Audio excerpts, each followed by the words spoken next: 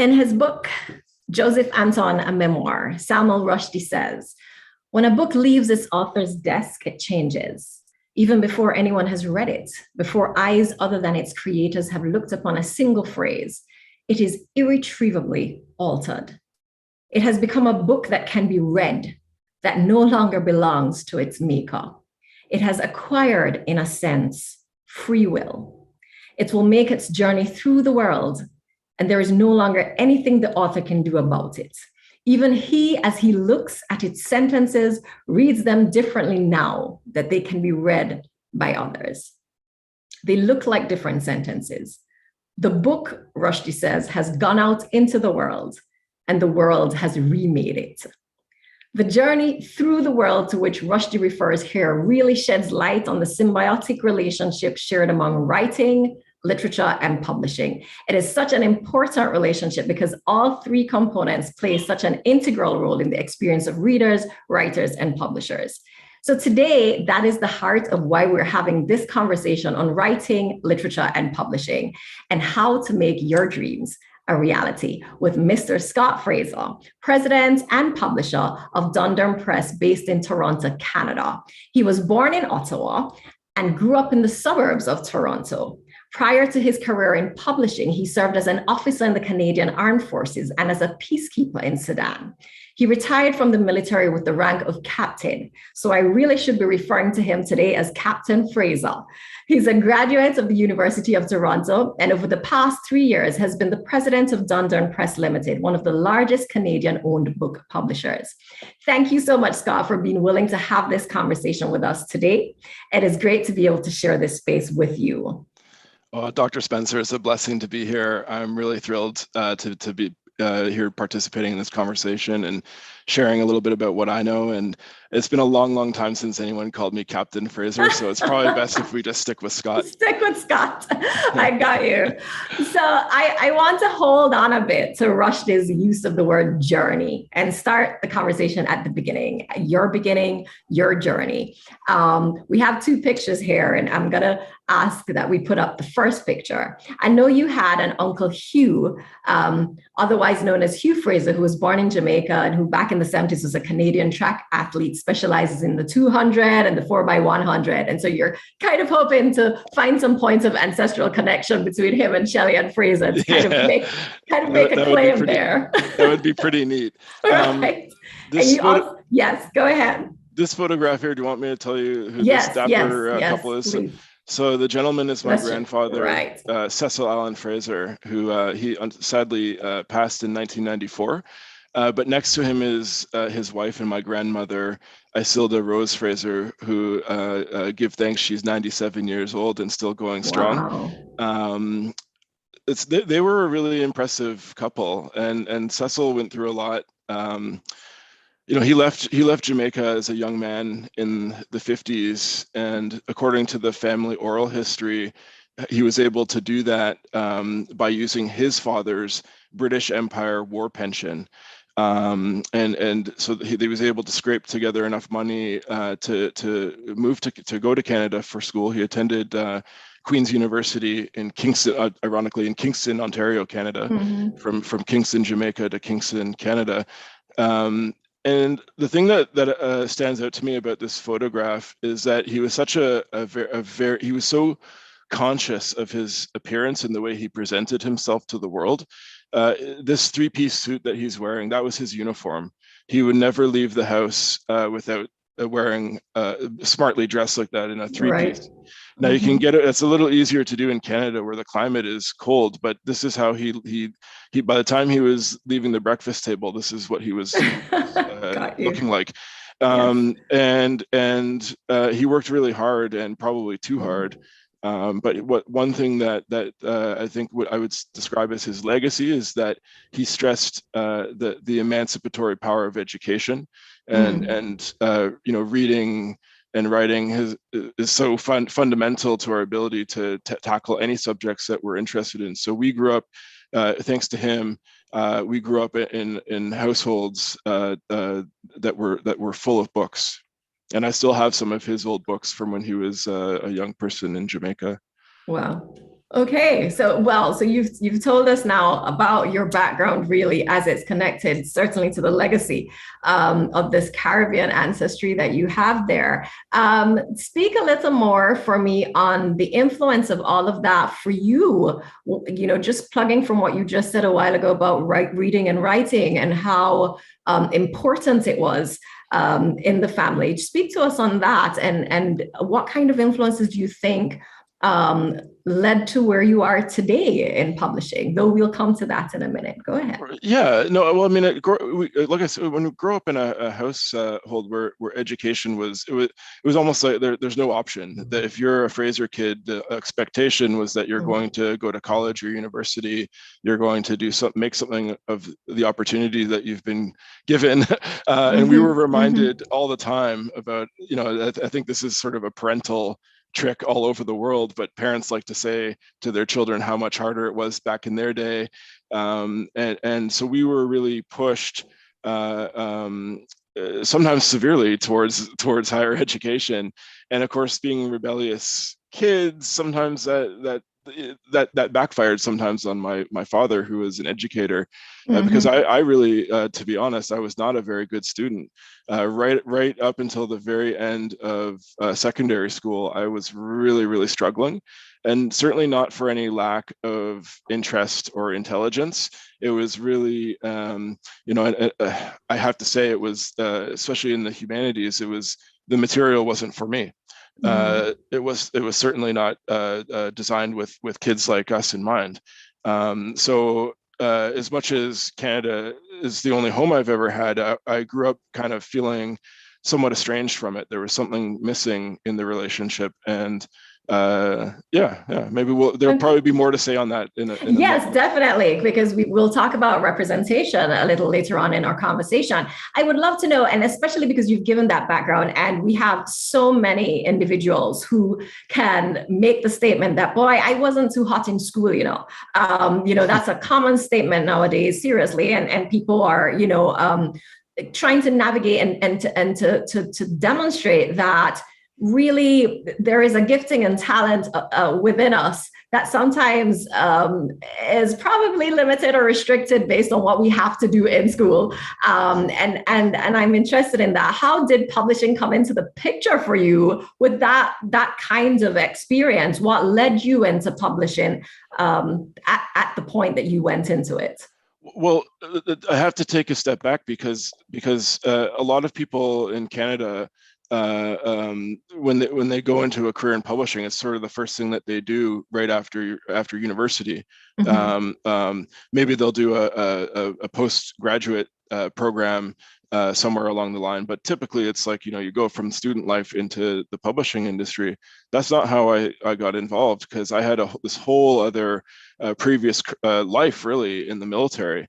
And if you'd asked me at any point in my teens or 20s about a career in publishing, I wouldn't have known what you were talking about, because I didn't know that there was a publishing industry. Right. And as much as my family stressed education, it was really the expectation was really, you go to law school, go to med school, become an engineer, become something like, these were the kinds of careers that we were being pushed towards. Right. And in my case, I deviated from that early, because I left university and joined the Canadian Army. And so I can tell you how that went over on a Thanksgiving dinner. It was not a popular decision for my family here. So yeah, to answer, like, I just really didn't know. It wasn't on the horizon. So anyone listening today who is in their 20s has a head start on me, because I was really like probably about 29, almost 30 by the time I really figured out that this could be a career. Well, in preparing to have this conversation with you, and you kind of just touched on it earlier as well, I was really struck by a story about an African author, Chiluchi Onobia, who seemed to be struggling to find a publishing space for her work. And I was struck by the story because of the way you seem to intervene in that space and change that situation. And just listening to what you're saying now, and really speak to me about that and the whole issue of representation. What has your experience been as a Black Canadian publisher? And clearly you are passionate about representation, and that came out through her story. Well, I almost like representation is an interesting question because I'm working in a North American context where Black people are the minority, and in Canada I think we're about 5% in of the population. So it's a completely it's a different cultural context, and it's a different political context than what a Caribbean student would be likely to experience going out there into the literature and publishing world. So I didn't have a role model or someone that I could say, hey, that person so and so, they did it before me. Okay, so as far as I know, and I've been to the meetings with all the heads of firm in Canada.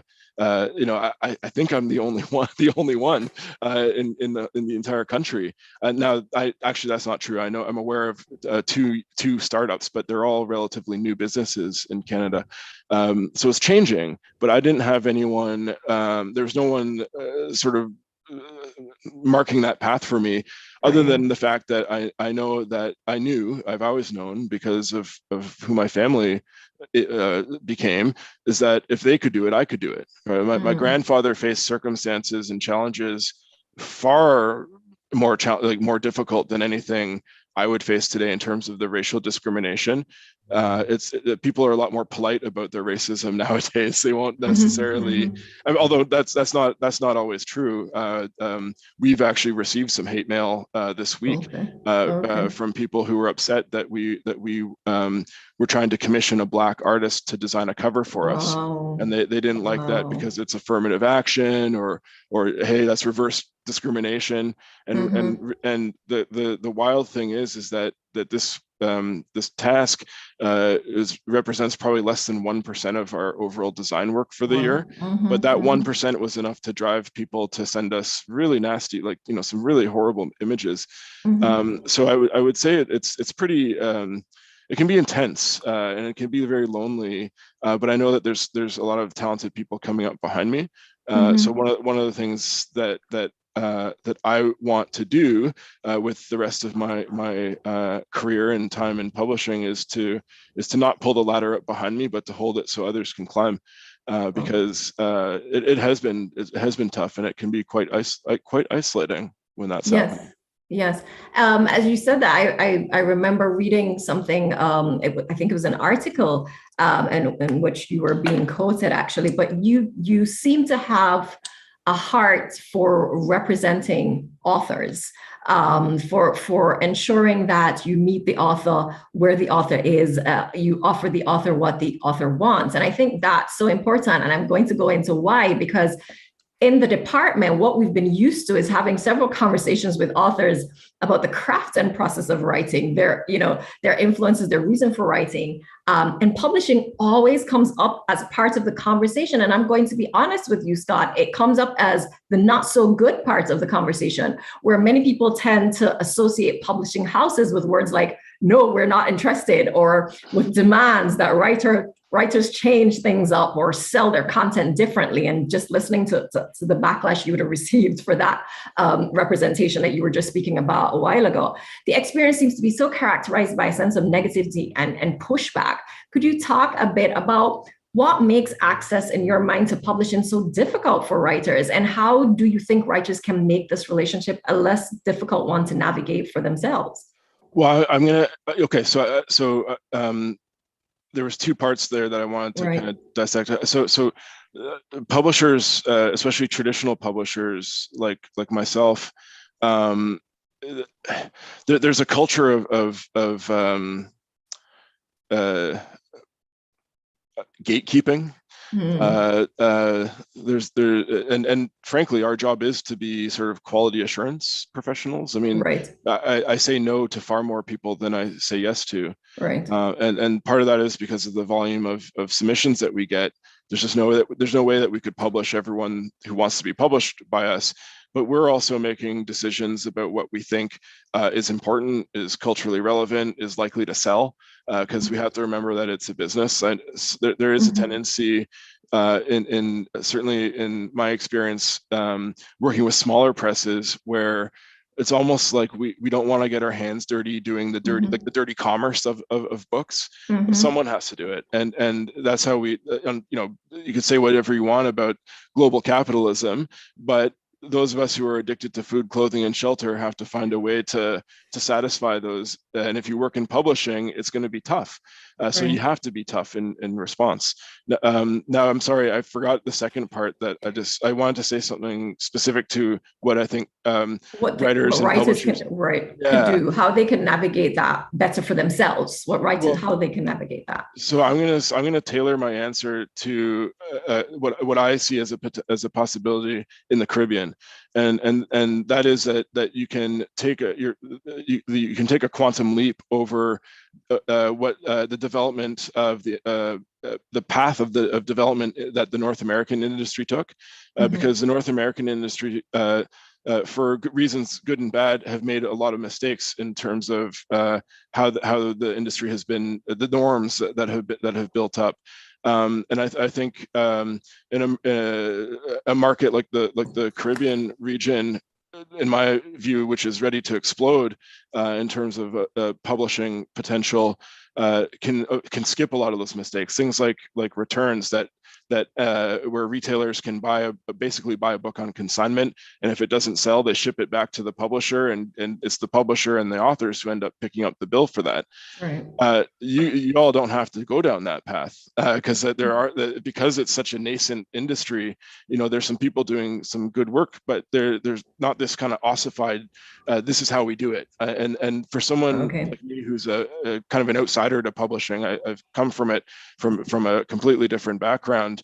It never made sense to me. I understand why the industry in North America went that way, but my point is that the Caribbean industry, as it develops and creates its own path, does not have to simply recreate the model that it's chugged along so far, but it's not optimized. It's not great. No one likes it. And then I would also say, what can writers do to make it easier for themselves? Well, again, you have an opportunity, if you're a writer, to explore new organizational forms that might be more author friendly. I work at a traditional press where it's the publishing people on one side and the authors are over there on the other side of the contract. Well, that's not etched in stone. You don't have to have it that way. You could experiment.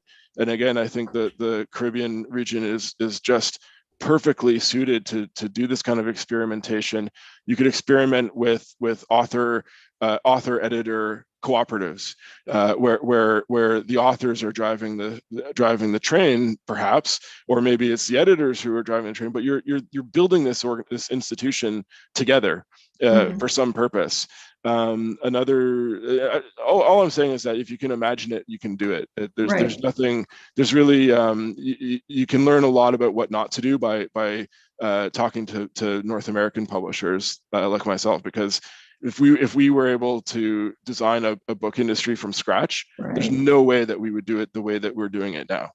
That's really interesting. While we're talking, I just want to encourage anybody who is viewing, if you have a question, please send that question through our YouTube live channel so that I can get to ask Scott the question. That's not a problem. We don't have to wait until the end for that. You can send it in. But just looking at that, I mean, I hear what you're talking about seems to be flexibility. And so important to us too in the Caribbean is this notion of creation for ourselves, because we have been so used to colonial ways of always doing what we have seen first. So I think that's a whole conversation there as well, that goes into how we can kind of deconstruct notions of how we are supposed to represent our industries, how we are supposed to model, who we are following with that model, and how we can perhaps have aspects of different models, but really look at what works for us, what is best for us, not to assume that the North American stance or model is the one to follow. I think that's a big point. Oh, absolutely. And like I said, you would not, actually, let me take, how they say Jamaica is not a real place? Like, can we We've go there heard that. first? Oh, go there. Yeah. Let's go there. So I didn't quite get it until, because like I visited Jamaica. I was there for a month in December, and it was my first real kind of trip as an adult, right? Like I visited when I was a kid, but and then I didn't. I don't really remember. So this is my first sort of grown-up experience, and I was doing a mix of work and vacation. And as I was working, I kept hearing this thing: Jamaica's not a real place. Jamaica's not a real place. And I gave some thought. I have a theory as to why that is, and I want to bounce it off you. And maybe it's rubbish, but maybe there's something there. When I hear that, and when I see the examples that lead people to say that, is usually something like, oh, like some silly bureaucratic thing, or like a road to nowhere, or say, like just like this weird things that don't seem to add up. I have the sense that when those things happen that make us say Jamaica is not a real place, it comes from the fact that there's still, like you alluded to, this tendency in a certain sector to imitate what happens abroad. So, it's like, but Jamaica is its own place. It's only not real when it's imitating some other model that was That's not a good invented point. Yep.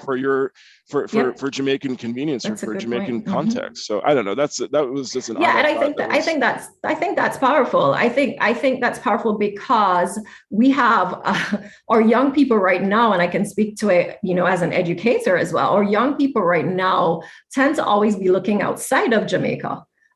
For that hope, for that, and that's why this conversation for me certainly is really important, for our students, for those who are thinking about publishing, because they've been in a situation where they've had bits of dabbling with marketing, bits of dabbling with writing, bits of dabbling into editing, but what you just said, it goes back to, well, can I do that here? Is there a space for publishing here? Can I actually be a publisher in Jamaica? Come on. And so I think what you've started here really is a conversation on the fact that it is how we are thinking, and that word imagining becomes so important. How we're imagining ourselves, our identities, how we fit into a space, and how we create. And I think this generation of young people that are probably in their early 20s, let's say now, even late teenage stage, they have something on us, right? Where it concerns creativity and the fact that they don't see restrictions and limitations, and they've been born into this global community, and so I think there is a conversation to be had on how do we see ourselves, and are we, as you just said, are we rendering ourselves not a real place because of what we're comparing or who we're comparing ourselves to, and the systems of that we're kind of modeling ourselves from, but also because perhaps, Scott, more conversations like this need to take place where young people can begin to see how they can create for themselves and be for themselves in a Jamaican space. Just based on what you said in terms of your visit here, is there anything that comes to mind immediately when you think of it would be absolutely excellent to publish from a Jamaican space? Well, I don't know if I'm about to co-publish a book with a Jamaican publisher for the very first time. So the ink is still drying on the contract. So I don't know if I should give too many details. Right. But all I'd say on that front is, like, I'm coming. I'm going to start publishing Yes. books in Jamaica. Yes. I'm not especially brilliant or talented person. I'm pretty good at what I do. I have to do it the hard way sometimes, because I'm going to start publishing books in Jamaica with local partners, or if no one else is interested in what I want to publish in Jamaica, then I'll do it myself. But one thing that stood out to me is, so I was in Negril. And I know Negril has a certain vibe, right? Like it's very touristy. I spent the first half of my visit in Kingston, and the second half in and around Negril, because I lost my mind, and I bought some acres of farmland outside of Negril. I don't know why. I mean, I'm insane. I don't know why. What I've gotten myself into, because I'm not a farmer. I'm a publisher. But anyway, that's what brought me to Westmoreland, and I was enjoying myself in Negril. It's a chill place, and I go into the town, and I asked a local to direct me to. I saw a sign for a bookstore. Mm-hmm. I was, well, I couldn't be myself without, I visit bookstores everywhere I go. And I walk in and you know, I don't mean to be insulting or anything, but it wasn't a bookstore, because Mm-hmm. I asked the young lady working there. I said, well, I would like to buy, and I'm going to the beach. I want to buy a Jamaican authored book. And she look around, and I'm like, there's nothing on the shelves. And she says, oh, we're out of stock. And I said, well, of all they're out of stock of everything that was ever authored by a Jamaican or West Indian of all time. Like, there's no, Wow. you can't get Mm. anything, your hands on anything. And I thought, well, this, it says bookstore, but it's not a book that you can buy your stationery. I bought this notebook there, Right. but you know, like and I some got pens you. and stuff. But it's like, we easily have, like, that's a low bar. Someone in Mm-hmm. this room right now Mm-hmm. has the wherewithal, the initiative to create something new in the grill, where it's a bookstore combined with a publishing office, combined with a writer's Mm-hmm. retreat, combined with Mm-hmm. a publishing services company. The talent is there. Mm-hmm. It's just someone's got to do it. Someone's got to organize it, and Right. someone's got to start taking it a bit more seriously than the owner of that so-called bookstore in the grill. Because Right. like, there's just that is such a low bar. And you think of all the tourists who come here, Absolutely. I say here as if I'm still in Jamaica. All the We got you. I'm sitting here freezing my butt off in Toronto. We got Um, you. so yeah, Yeah. exactly, because I know where my heart is now. It's Yeah. Yeah. but you know, you think, I know that there's someone in the audience today that could do a better job in Mm. the grill. I know that someone in this audience right now could do a better job right across the place, whether you're Yeah. from Jamaica or from another island or wherever. If Mm-hmm. you have the brains to get into UE and to get through this program, you've got the brains to do better than what I saw there. And it's Right. like Right. step by step, right? Right. You build it up, but someone's got to have the confidence to say, I'm going to make something happen here, and I'm not going to do it abroad.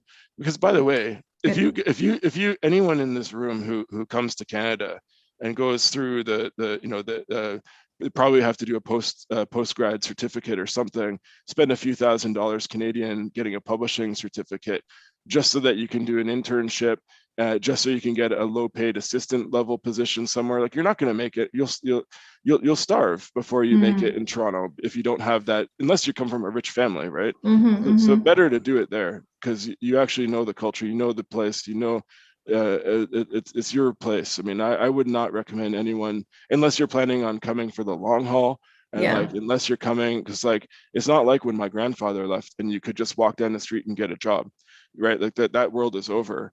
um Okay. you know, it's just the economy here. Yeah, there's wealth, but it's like, not in publishing, not in publishing. Got you. I got you. I think what I'm hearing from what you're saying too, which is really so encouraging and motivating actually, is create your own thing in your own space. And because you know that space. And that's really where they have to go, what they need to do. Well, there's another big advantage that I think Caribbean students have who are Yeah. interested in publishing and literature. And I don't know if I'm hoping, from one of the outcomes that I hope to have here is that I get to meet some of the students at some point, because I want to meet the people who are thinking that this is exciting, that this is Right. a good challenge, this is a mountain that we want to climb together. Right. Because that's how I see it at home. Is like, I am, nothing comes easy here. We scrape and scrimp and work hard for very, very marginal profits. And so we don't pay ourselves very much typically. Mm. But you can do it. It's not, I had a teacher describe it to me once as a life of genteel poverty. I think that's actually overstated, because especially if you stay home and do it, you can live more cheaply in Jamaica than you can if you're local, if you're Jamaican, Mm-hmm. right? Mm-hmm. You can live more cheaply than you can up here, Mm-hmm. and you can make things happen. The technology is catching up to solve some of the logistical problems of Right. publishing in a small island economy, where economies of scale. If you My colleague at a publisher in Kingston, her typical print run would be about 500 copies of a book.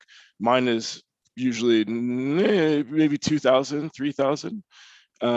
For a typical, there's no average, there's no such thing as an average book, but I usually print in higher quantities, so I get better prices. The Mm-hmm. technology is catching up, where that 500 print run is all of a sudden more economically viable. Eventually, someone's going to buy one of these new generation printing machines and just do a printing and distribution business in the West Indies, in the Caribbean. Well, It's going to happen. Right. I want to tag on to the whole idea of digitization right now. There's been a lot of talk of digitization processes taking over the once kind of hold a book in my hand and read it habit. I note also that Dundurn is clearly making important advancements in how we think about reading based on an action recently. I think it was about 4 months ago where you partnered with another company to create hotlines. I think it was in Canada. I was just reading through so that anyone who would call these lines could actually hear stories from authors, specifically about I think landmarks in Toronto. And I thought to myself, it's kind of attached to what you're saying about the need to think beyond and to begin to expand the way we see things, not necessarily limiting ourselves to only what we see in front of us or before us. And to borrow your own word, I think you described your company as cooler, right? And I thought that was cool. I thought that whole process was cool because it found a way, just as you're speaking on the technological advancements, I thought it was a way, normally we go from one extreme to the other. I thought what you did, or what the company did, was find a way to balance that. So clearly you're moving with the times and you're understanding that we can use technology to our advantage when attempting to keep books and reading in the picture. And so those hotlines created that. I really want to ask you, I think members of the audience might also want to know, is how has digital media affected traditional book and print publishing? How do you see that? So I'll answer by talking about what happened in the music industry, because digitization caught the music industry flat-footed. I'm of the age where we were all downloading MP3s from pirate sites, right? I mean, it's just that the Napster, LimeWire. We're downloading viruses all over our parents' computers and stuff too. But we were also getting all this quote unquote free music, right? And so the digital natives, which I'm not. I had an analog childhood, but a digital adolescence. They were trained to expect anything online to be free. Right. And so that had a devastating impact on traditional content industries, music, publishing, cable television, up here, or terrestrial television. I don't know what it's actually called, but it had a devastating impact. Print newspapers bleeding advertising revenue. And if you're in a country like Canada where you're situated next to this cultural behemoth in the United States, it becomes very difficult for local publications to get any kind of ad revenue because it's all sucked up by Facebook, Google, all these tech giants. So it's been very disruptive. There's no question at all that it's been disruptive. And I think that my colleagues in the publishing industry specifically got caught flat-footed because the executives were old. I mean, we're talking about people who were really not digital natives at all. These would have been people in their 50s and 60s 10 years ago, right? So I just don't think that they were ready for what was coming. And I think that even things like dealing with the formation of monopolies in the retail sector, again, flat-footed. This not looking at, okay, so I was a military person, so I'm just trained to think big. Like, you got to look at it. You can't just look at your tiny little section of the map. You have to know what's going on all around. Wow, yeah. So it comes more naturally for me than for others. But I think we were really, really bad as an industry at preparing for digitization. But that said, this has created huge opportunities. And when we talk about, I was just listening to a radio program where they were talking on the Canadian broadcaster CBC, and they were talking about solar power and how the global south can do this quantum leap and avoid all the heavy the carbon dependence that the global north went through to develop their economies. Now we can use that as an analogy for publishing. Publishers in the global south can use digitization to leapfrog that the industry from the global north. Right. So I think that should give it lots of encouragement to the students in the audience today too, because they've grown up with this technology. Yeah, they probably absolutely. had iPads from the time they were like 5. Exactly. Right? Like, yes.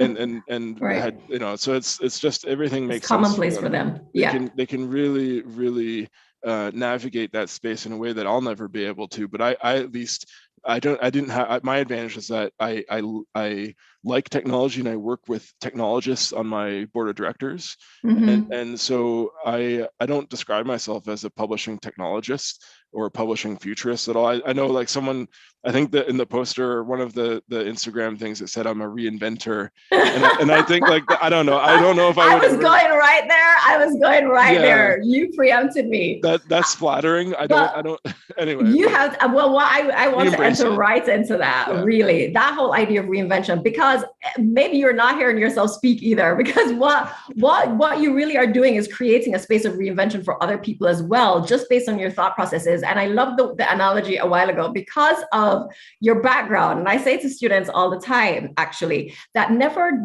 kind of look down on the different things that you've done, because, you know, we kind of promote the idea that there's only one thing in life to do and only one career to ever have. But everything that you've gone through and all the things that you've experienced make up who you are and contribute to where you're going. And so, you know, that whole idea of that you being in this space, but seeing the parameters, seeing everything around you, and looking into that space, I think is important. And that's why somebody called you a reinventor. I was reading it, and I thought, but that's really what you're doing. And in fact, that's where I was going to go, because in one of the I don't remember, I read so much on you just trying to prepare, but you were referencing COVID-19 and the experience of COVID-19. Now, you would have just basically have gone into your new role, I think, right before that. And you were already, when you went into that role, talking about the challenges you were facing and the different things you wanted to bring to the table with Dundurn. And then here comes COVID. And you said something, I'm not quoting you now, right? but just you alluded to the fact that something happened to people during COVID that put them back in a place where they were brought back to the book. They went back into that space.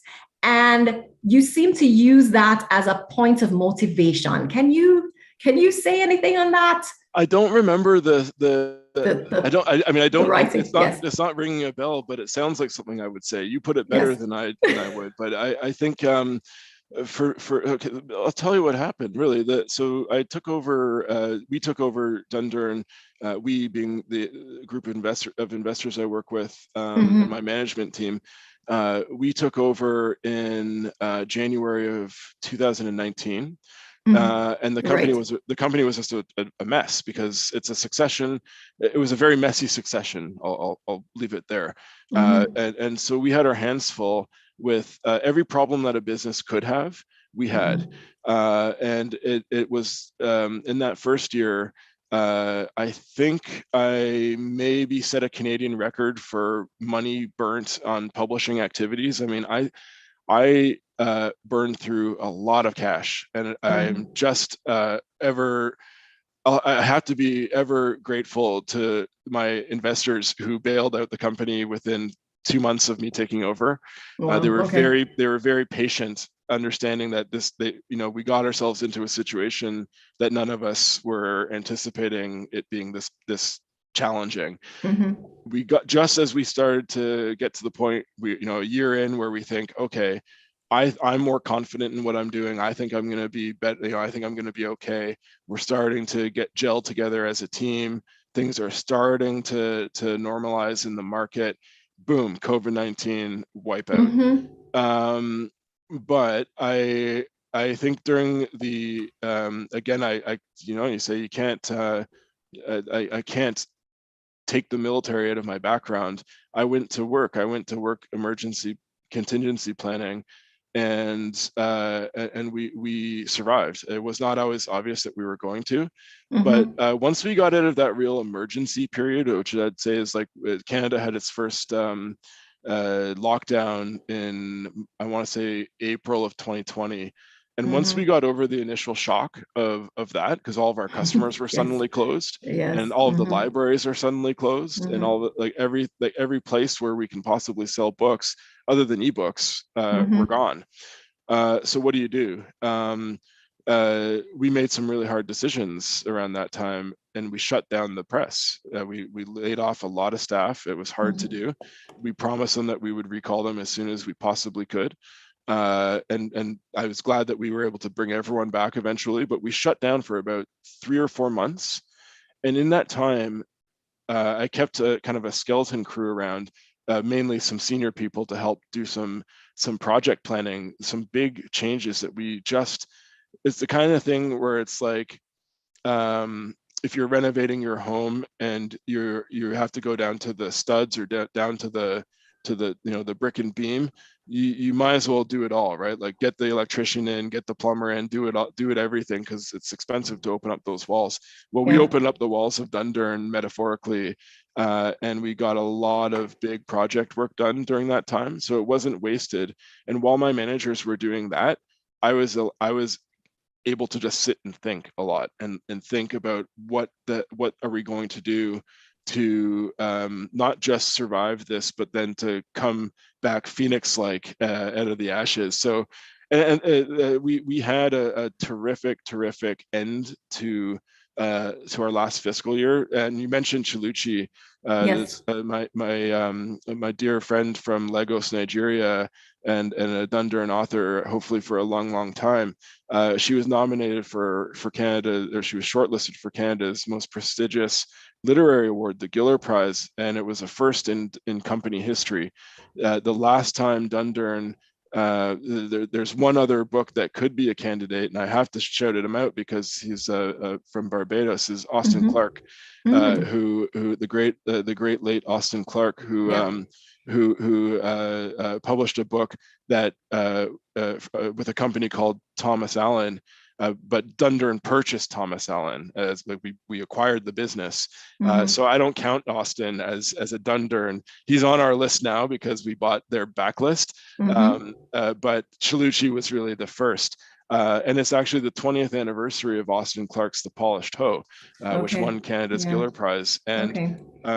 so yeah, no, it's just it's Well, building good I things. It was a good I hope period. you're hearing. I hope you're hearing. You've used all the re words. Like we could have a whole lesson here on re, just that prefix re, because you've gone recreating, renovating, recreating, reimagining, reinventing, right? So you can't blame the people when they're saying the It's things that true. they're It's true. saying, because really that's kind of the energy that you're putting out there. And I think it's such a powerful thing to do, because that's what we need to hear. We need to change our mindsets, and the way that we kind of confine how we see things, especially in the area of publishing. When we first met, right, we met because you reached out to me about, based on my role as acting head of the Department of Literatures and English, you reached out to me about wanting to lend support to the writing, literature, and publishing program. I thought that was so absolutely different. I had never seen anything like that, Scott. Normally, we're the ones begging everybody to come on board, right? And we're reaching out and we're trying to, you need to be, and you reached out to us. And immediately when I received that email, it actually went straight to my heart, because I said, this person is clearly passionate about wanting to serve and engage our young people. It's a new program, clearly, so we've just started out 2 years now. And I've heard, your ancestral legacy here now, but what do you think has led to you having this kind of heart towards Jamaican students that would cause you to reach out? So why did you reach out to us in terms of why Jamaican students, and also why UWI? I'm curious about that. I thought of, I grew up hearing my father was born in Jamaica too, not just my uncle. Right.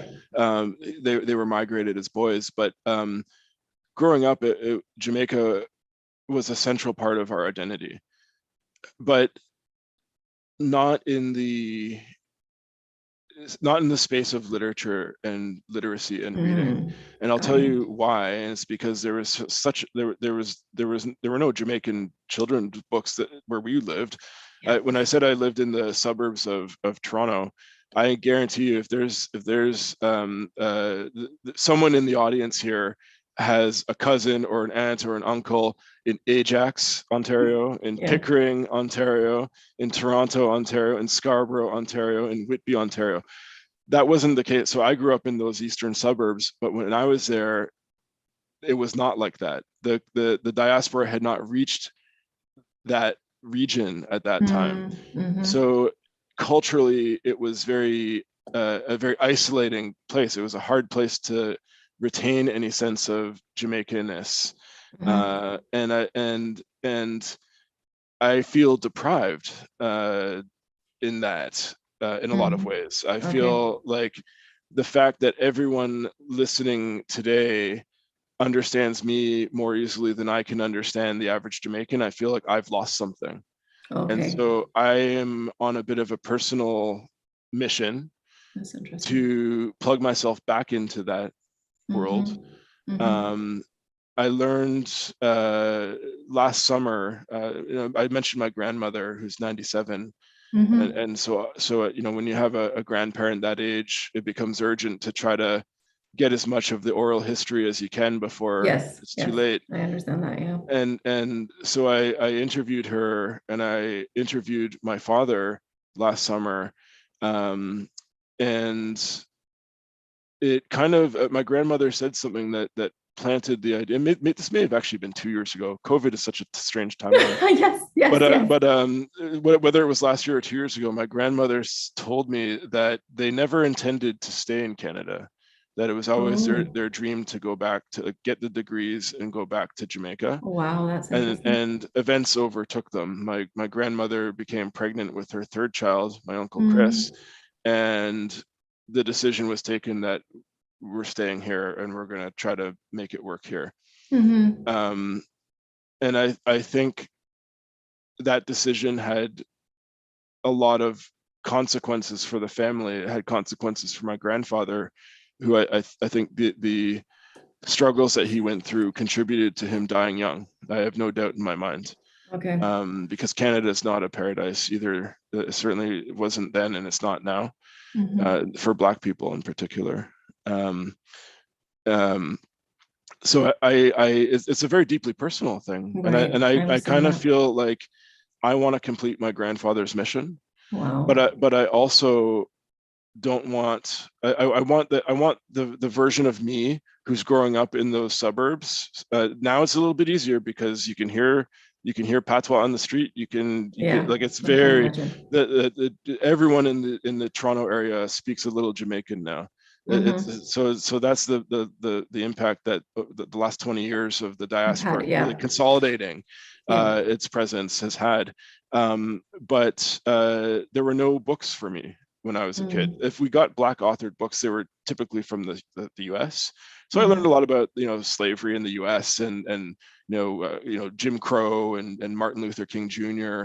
And when I was my favorite sort of genre of books were the baseball biographies from black baseball players.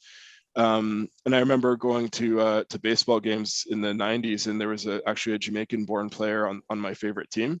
And so I used to Mm. go with a massive homemade Jamaican flag and try to get his attention. Of course, I was way up in the Ah. nosebleed, so he couldn't see me. But Yeah. it was always this kind of this like searching for something, Yeah. and it wasn't in the books. And I think that if I can do one thing, it would be to figure out a way to help share what I see as a very important gift that people from the Caribbean have to share with the global The North. world. Yeah. And what I'm getting at there is that I know it's not perfect. I'm not trying to romanticize Jamaica or any Mm-hmm. other Mm-hmm. place in the region, but for warts and all, what I experience and I've visited other places in the Caribbean as well, but the race problem just seems like it's been dealt with, that people can, there's a way to get along. The Caribbean, Mm-hmm. people from the Caribbean have figured out a way to get along, but also to talk back to the imperial system in a way that we've actually mastered their languages in a way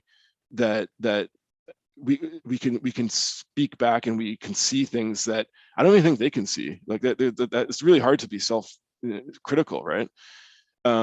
So I think that's a real gift that the Caribbean has to share with the world, and the more Caribbean is out there, the better, the more peaceful, the more able we are going to be to get along with each other across racial lines, across religious lines. I mean, there's a different church on every block, and the 7 churches per person in Jamaica. And there's no inter-religious violence. There's none. Excuse me. Yeah, that's such a powerful point. Yes, that is a powerful point, actually. Whereas in Toronto, where I'm sitting from here, not so long ago, you had something called and I'm a baseball fan, so this is etched in my. I picked that up. But the something called the Christie Pitts Riot, but about 90 years ago, 80 years ago, which was a street brawl between Jewish and Italian Jewish people and Italian Catholics on the one side, and Protestant fascists, neo-Nazis on the other. And Toronto used to be called the Belfast of North America because of the amount of religious violence. Now that's changed, and it's changed because the face of Toronto has changed. Now I live on a street where there's a Christian church, there's a mosque, and there's a Buddhist temple, all on my little residential street. And so to me, that's like, this is part of what the Caribbean has kind of figured out. Wow. that can be shared. And so yeah, I mean, it is very personal. It really is, and like, that's personal, and personal and political, because I think this, like, I care about Canada, and I care about the Caribbean people who have chosen to move here, to try to make a go here, because I want it to be easier than it was for my grandfather. I want it to be easier than it was for my father, and easier than it was for me. Like I said, like we're currently getting hate mail. We had to discuss closing our store because we had the audacity to put out a call for a black art cover designer for a special project. Which I can tell you, this was the Austin Clark project. And so that's it gives one a chip on one's shoulder when you grow up in a place like Canada as a black man, always having to wonder if your colleagues are one of the bad ones. And certainly some of my colleagues over the years have shown themselves actively to be amongst the bad ones. So and it's just always that extra layer of challenge that I find it so refreshing to be in Jamaica, where I can just be. And people will laugh at my funny accent maybe, but it's like, it's not that.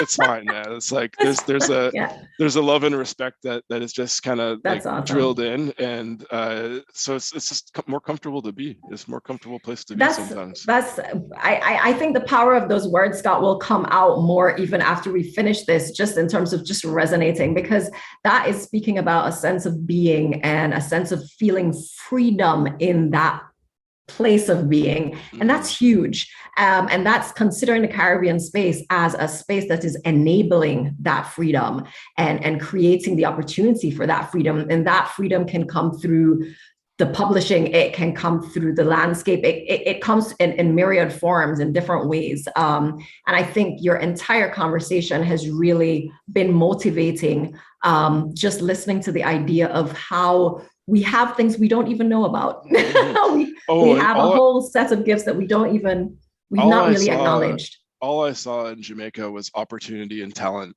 That's everywhere I walked, I saw, I could do something there if I had I bet I'm going to meet someone one day who can help me do something there. I bet I can meet someone who's going to, because everyone I spoke to, and I'm not just talking about on the university campus or people who are highly educated or middle class. I'm talking about people who are like, street hustlers. I'm talking about people who are like touts. I'm talking about people who are hustling, trying to run this, little shops out of a shack. Make it happen. There's so much talent and initiative. And if you see this ability in the global South to improvise and to innovate and to make do. Now, Mm-hmm. that's what publishing, those are the essential skills of any good publisher. Wow. So I just know that when I was walking down those streets, I just saw talent and opportunity. And it's just, I don't know, sometimes I think like, uh, you know, I think a lot of, um, I don't think anyone told my father when he was growing up that he was special or that he was talented. Mm-hmm. Mm-hmm. And he didn't, as a result, he never really said that sort of thing to us. And I think there's a legacy there going back to the plantation. And I Right. can tell you Right. about some things that we learned about my grandmother's family, right? It's just, Mm-hmm. it's Jamaican parents are austere and tough, Mm-hmm. and severe. And that was the way I was, certainly the kind of household I was raised in. Right. But I think I'm gonna be, for 1 second, the modern North American man, and say that these if you're a student in the room, you're talented, you're special, you're beautiful, you can do things, and your contribution is important. Yep. So don't let anyone make you hide your light. It's again, it's like there's nothing particularly special about me. If I can do it, I think other people in the room can too.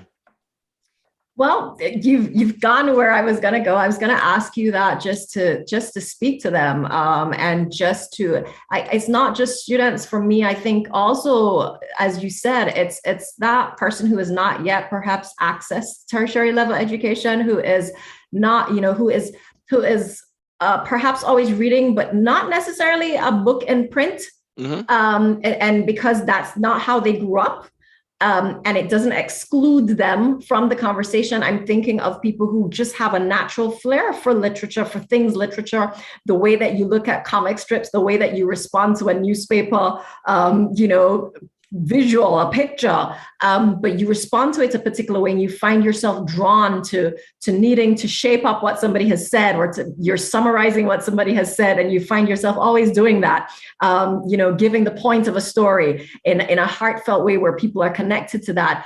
That writing and publishing really could be something that you think about, and I think out of your conversation today, that's really what you're saying. I believe sincerely that many people consider this an unattainable dream, Mm-hmm. that they can't get it, they can't gain access to it. And what? I'm a Jamaican dude, okay? Like, how can I do that? Do you know who I am? Mm-hmm. You're from Canada, I'm from Jamaica. And what you've done is really, you've put a bridge in this conversation today. Thank you, Scott. It's been amazing to hear that. Go ahead. Can I say one more thing I see about it. Yes, go ahead. you see my eyes getting big. Go ahead. So the other thing I wanted to say, there's two. Two things I want to say. Sure. One, I'm so excited to see what the future of Caribbean produced audiobooks is going to look like. Yes. And the reason is that the infrastructure, especially in Jamaica, where there's a recording, there's a strong regional recording industry. Well, there's infrastructure there. He has sound engineers. You can make, actually, if you, with the right project, an enhanced audiobook using Jamaica. You can't walk down the street without hearing music. So incorporate that in the stories. Make something so special that it's like, this is what, when people are maybe closing their eyes and listening to the next Marlon James novel, they're hearing a soundtrack playing along that keeps pace with the what's happening in the novel. That would be so cool, because Jamaican music, forget about it. It's amazing. And that is a segue, and it's a challenge, and it's something that is going to have to be addressed one way at some point. Is the reason why Canada has a domestic publishing industry is because of the support that companies like Dundurn get from different levels of government. For example, the federal government has all kinds of public subsidies to operate our businesses. We get subsidies when we print our books in Canada. Sorry, in my case, when I print in Ontario, I get tax credits. And without all this public support, what I do would be very much harder. Most of the books that I publish would be unpublishable without that kind of public support. I know in the global South, you don't have massive public arts budgets, but I will say that Jamaica in particular, and this is the case I'm most familiar with, but Jamaica in particular has done a very good job of leveraging its cultural sector in tourism, and it's sort of raising the consciousness of around the world of Jamaica. Jamaica, it's a small island of what, 3 million people who punch consistently above their weight in all the important cultural sectors. We're talking about people lining up in this city to see coffee. I was there at her Canadian debut, which was completely lit. And there were serious people in that audience that were there because of her, like serious Canadian music heavy hitters. And Jamaica has that kind of impact globally. Constantly reading in the Gleaner about different dancehall artists in West Africa building this almost it's a gift back to West Africa, the Jamaican dancehall, that these artists are becoming legends over there.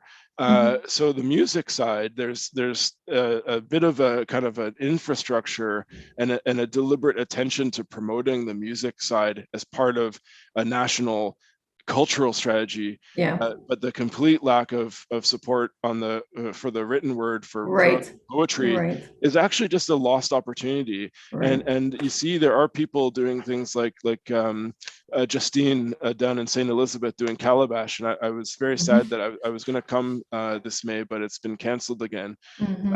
But things like that, like every dollar spent from the public purse in the arts will come back many times over in gross domestic product, in well-being, and jobs, in encouraging a different kind of visitor. You always have the beach bums, and sometimes they can be really annoying. I had more than one business meeting interrupted by an annoying tourist, right? I get it. The tourist, it's a double-edged sword. But I think by having a robust arts-based tourist sector, you attract a different caliber of visitor, people who are actually maybe more like me, who want to re-engage and reconnect with something that we've lost, right? I mean, I would love to take a Jamaican language course at UE. Wow! But someone has to realize that there's value in that. Yes. And take a bit of pride. And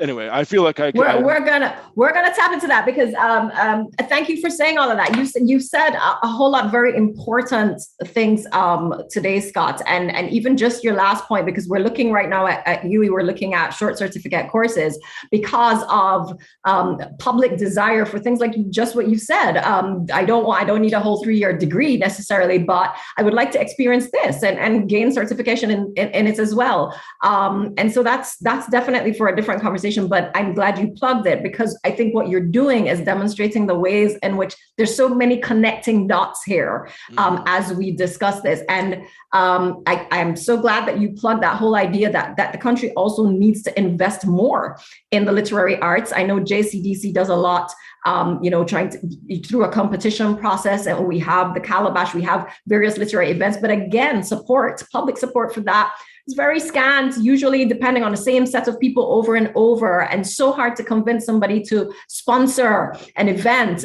when it is in that literary arts and in the literary arts. And yet we are also wanting our young people to read more and write more. So there's, we have to look at that. If Michael Lee Chin sold his yacht, I bet he could fund just a massive literary prize that would sustain 7 generations of Jamaican writers and publishers.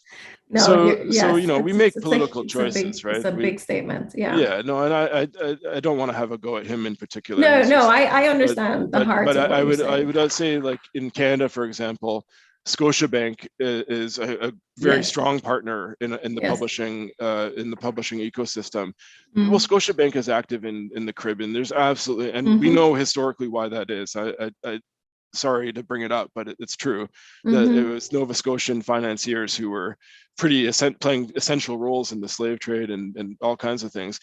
A little bit of something from Scotiabank in the Caribbean. And again, I'm not trying to pick out on one particular company, but there's wealthy institutions that could be investing something more and realizing that this will come back many times, maybe not directly to their bottom line, but to the well-being the people. of the island. So like yes. You have a crime problem. We have a crime problem we have to address. One of the things that you could do about that is spread things around a little bit, so you don't have these kind of extremes of poverty and inequality and stuff like that. Look, I'm an outsider. It's maybe not my place to say, but that's what I would say, is that these institutions need to be, maybe it takes them being embarrassed into action. But that's certainly what they need to become more involved. Yeah. Indeed. Yeah. Scott, we're out of time. It has been great. I do see the question. I'm going to answer that question. That question is more for me, I think, than for Scott. But this has really been great. Thank you so much for being here, for sharing, for being open, moving from personal, in feminist theory, we do say that personal is political, like we can't really separate it because of the different issues that we do face personally that have impacted us because of the social realities that within which we exist. We look forward to further collaboration with you in different ways. I know that there are people who will benefit from this conversation, even if they're not present today. I know that they will watch. And really, this has touched on so many different areas that I'm really grateful for having had the opportunity to share this space with you. Can I say just one quick, so this is not a skill that it gets taught in universities very often, but anytime I'm talking to a group of young people, I encourage them, if you're interested in what you've heard me say, hit me up on LinkedIn. I don't bite. Get a LinkedIn profile if you don't have one, and take your career seriously. Like, take that networking skill. When you're networking, you're not asking me for something, but you're maybe asking how you can help me. And then all of a sudden, I'm thinking, how can I help this person? Okay. Wow. That's a little life hack that how to network in 30 seconds. But it's an important skill to have. Great. To everybody in the audience, thank you for joining us. Remember to subscribe to our YouTube channel, follow us on Instagram and Facebook. If you want to know more about the Writing, Literature, and Publishing program, which I'm seeing is coming up as a question, please contact us via email at liteng@uemona.edu.jm, or send us a DM through our Instagram account at DEPT Lits in English. Until next time, guys, thank you so much for being here with us and for sharing this moment. Bye.